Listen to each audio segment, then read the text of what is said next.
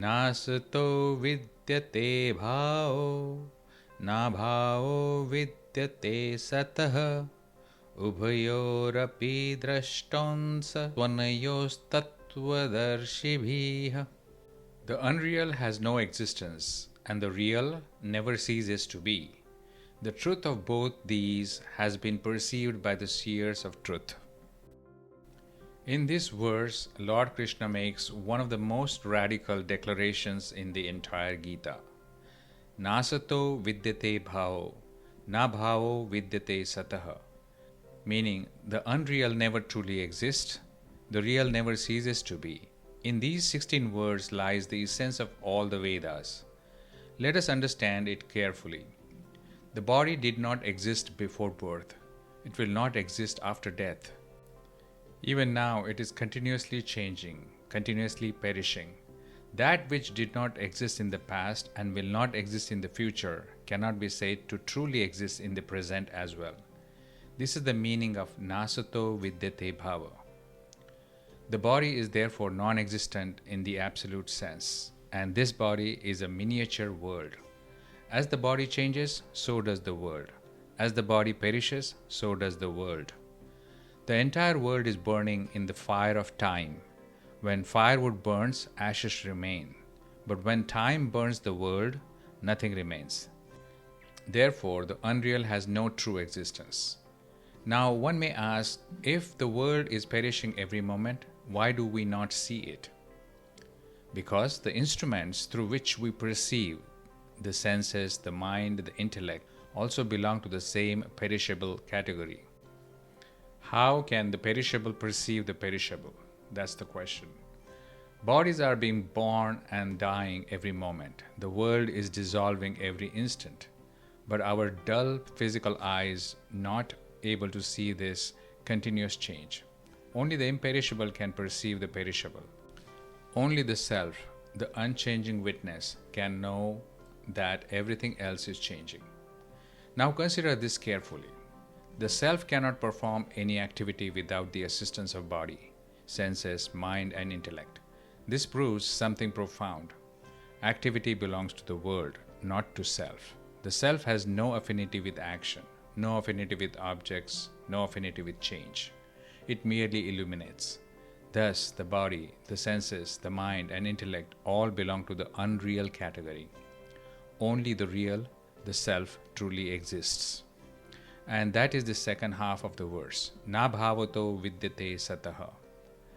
The real never ceases to be. The unreal appears to exist only because it is eliminated by the real. Like a movie projected on a screen, the scenes appear on the screen, but the screen alone remains. Whatever is seen is unreal. Whatever is heard is unreal. Whatever is thought or understood is unreal. Even the senses that perceive are unreal. That which is born must die. That which changes cannot be real. The unreal is not constant, is not truly present. It cannot be acquired. It cannot be permanently held. However much value we attach to it, it does not exist in truth. Now consider the real. The real never ceases, not in any place, not in any time, not in any circumstance. You may deny it, you may neglect it, you may argue against it, but it does not cease. No one can destroy the real, the imperishable. In earlier verses, Lord Krishna used different words to describing the wise. Panditaha, the wise, do not grieve. Dhira, one who distinguishes self from body. Tattvadarshi, the seers of truth. All mean the same thing. One who knows that the unreal never exists and the real never ceases to exist. If one still grieves, it means the truth has not yet been realized. As long as the unreal is assumed to exist, discrimination is necessary. We must separate body from self, perishable from imperishable, changing from unchanging. But when the unreal is clearly seen as non-existent, discrimination dissolves into realization. Then duality disappears. There is no longer body and self, only the real remains. This is the heart of Sankhya Yoga, the discipline of knowledge. In the world, both existence and non-existence appear, union and separation appear, but non-existence predominates because everything is fleeting. In God also, both these existence and non-existence appear, but existence predominates because the real alone exists. Therefore, in the world, non-existence persists, in God, existence persists. Arjuna is grieving, thinking, these warriors will die. Krishna corrects him. The real never dies. The unreal never truly exists. Therefore, grief is a mistake. See clearly what changes. Then the unchanging becomes evident. This is not philosophy for discussion. This is identity correction. Nasato vidyate bhavo, na bhavo vidyate sataha. Meaning, the unreal never exists and the real never ceases to exist. Know this and grief dissolves. Avinashi tu tadvidhi, ena sarvam idam tatam, vinasham vyayasasya, na kaschit kartumarhati. Know that all the pervading is indestructible. The all-pervading consciousness and the imperishable soul can never be destroyed. The Lord says that, know that, or realize that, what is real and permanent cannot be destroyed. By using the word that, He does not mean something distant or far away. He does not point or something outside you. Rather, He indicates something that is not an object of the senses. It cannot be seen, it cannot be heard, it cannot be imagined, it cannot be even grasped by the mind. It is called abstract, not because it is remote, but because it is beyond sensory perception. It is not an object among objects. It is the reality in which all objects appear. Reality and truth pervades all. The Lord says, Ena sarvam midam tatam, by which all this is pervaded. This whole world, everything you see, touch, think, and experience is pervaded by that imperishable reality. The world appears separate from it, but in truth, nothing exists apart from it. Consider simple examples.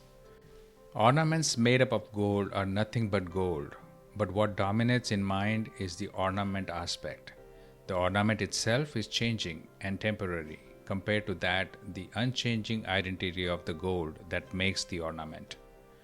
Similarly, weapons made up of iron are nothing but iron, but what dominates in mind is the weapon aspect, however temporary, than the unchanging identity of the iron which makes it.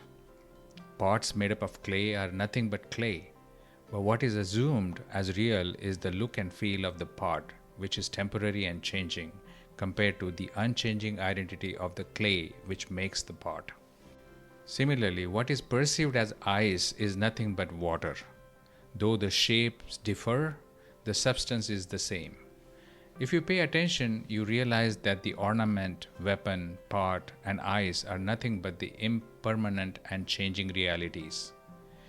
Similarly, this entire world appears to be filled with perishable and constantly changing non-realities. Therefore, in the world there is nothing to be realized except the real and non-perishable truth. In daily life we say, this is a man, this is a tree, this is a house, this is an animal. But examine it carefully. The names, man, tree, house, animal, did not exist in the past and will not exist in the future. And even now, they are perishing every moment. Forms change, bodies decay, structures collapse. Yet in every statement, one thing remains constant. The word is. This is a man, this is a tree. The is does not change. Similarly, I am a man, I am a child, I am old. The bodies differ, the conditions change, but the am remains the same. Similar to ornaments change, but the gold in those ornaments remains the same. That unchanging is, that pure being, is the imperishable reality. The imperishable cannot be destroyed. The Lord continues and says, no one can destroy this immutable reality. Why? Because destruction belongs to the perishable. Only that which is born can die. Only that which changes can be destroyed. The imperishable has no beginning, no decay, no end. You may deny it, you may ignore it, you may argue against it. Still, it does not cease. No one can destroy the imperishable. The difference between the Lord and the individual self. In Gita, both the Lord and the Spirit are called imperishable. But there is a difference. The Lord incarnates by His own will. The individual spirit seated in matter appears to take birth and die because it identifies itself with the body. The Lord is never bound. The individual appears bound due to ignorance. But in essence, the self is not different from the all-pervading reality. As God is detached from the world, so the self is naturally detached from the world and body as well. The natural detachment of the self. The self is not seated in a particular body. It is not confined to a location. It is not attached to any person. Yet, without realizing this natural detachment, the self appears to move through birth and death. Birth and death belong to the body. That identification of self with the body creates bondage, and ignorance sustains the cycle of birth and death. But in truth, the self remains untouched. When this is understood, the foundation of fear and grief collapses. Antavanta ime deha nityasyoktaha sharirinaha anashino pramayetsya tasmadyudhyasva bharata. Thus, it is only the external body that the imperishable, indestructible, and immeasurable soul inhabits that is destroyed. Hence, get up and fight, O descendant of Bharat. The soul cannot be measured. The soul is beyond the domain of senses, speech, and mind. Therefore, it is indefinable and immeasurable. It cannot be grasped through perception. It cannot be captured through thought. It cannot be fully described through language. It is known only through faith in scriptures and saints, and through realization. Scriptures and saints do not compel belief. One is free to accept or reject their teaching. If one repossesses faith in them, that tattva, the reality, becomes the object of his understanding. If not, it does not become so. The bodies are perishable. These bodies of the imperishable, indefinable, and eternal soul are spoken of as perishable. They have an end. Not only do they end eventually, they are perishing every moment. They are nothing but a continuous mass of decay. Notice, the soul is referred to in a singular. The bodies are referred to in plural. This is because each embodied being has three bodies: physical, subtle, and causal, and also because one single soul pervades all bodies. All bodies are perishable. The soul alone is imperishable. The false identification. All bodies are perishable. Soul alone is imperishable and eternal. Yet, this immortal soul, though different from body, identifies itself with the body. It develops I-ness. It says, I am this body. And when the body dies, it assumes I am dying. Similarly, when one identifies with wealth or learning, one says, I am wealthy, I am learned. When one accepts the body as one's own, attachment develops. Then attachment extends to family, wealth, possessions, and many other things because of the sense of mine. From this affinity of I and mine, all evils arise. Discrimination between real and unreal becomes obscured. Then grief arises. The wise do not grieve because they know the real cannot perish and the unreal cannot exist. Why the Lord commands action? Tasmat yudhyasva, therefore fight. The Lord directs Arjuna to perform his duty, not out of anger, not out of attachment, but out of discrimination. The soul is imperishable, the bodies are perishable. Therefore, there is no reason to fear. there is no reason to grieve. Action must be performed in knowledge of truth. Existence comes before appearance. Though only the soul truly exists and not the body, a man commits an error. He first sees the body and then assumes the existence of the soul within it. He first sees the form and then perceives existence. But how long will outward appearance remain? A striver must reflect. Which came first, the body or the self? On reflection, it becomes clear. Existence is first, appearance is later. The self is first, the body comes afterwards. Therefore, a striver should first perceive the self as existent, not the body. Yayenam vyatti hantaram yaschenam manyate hatam ubhotau na vijanito nyayam hanti na hanyate. Both of them are ignorant, one who thinks that the soul can kill and the other who considers that the soul gets killed. For the soul can never kill nor can get killed. The soul neither kills nor is killed. Ye enam vetti hantaram. One who considers the soul to be the slayer is ignorant. Why? Because the soul does not act. Action belongs to the body. Just as an artist, however skilled, cannot work without the tools, similarly the souls cannot act without the body, senses and mind. Without instruments, no action can take place. In the 13th chapter, the Lord declares that one who sees that all actions are performed by Prakriti or nature, truly sees that it is Prakriti that acts. The self is non-doer, but by identifying with the body, the self assumes that I act, I perform, I kill. If one does not identify with the body, one is not the doer of any action. Yaschainam manyate hatam, the soul as the slain. One who considers the soul as slain is also ignorant. Why?